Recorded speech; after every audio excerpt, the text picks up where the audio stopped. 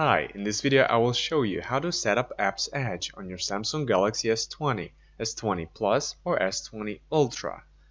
Apps Edge gives you quick access to the applications you use the most. If you want to set it up, swipe the Edge panel to the left.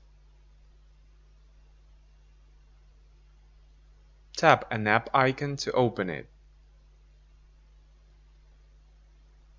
If you want to add an application, tap one of the plus icons.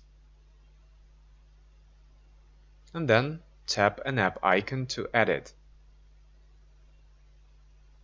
You can also create an app pair that will both open in split screen view. To do this, tap Create App Pair.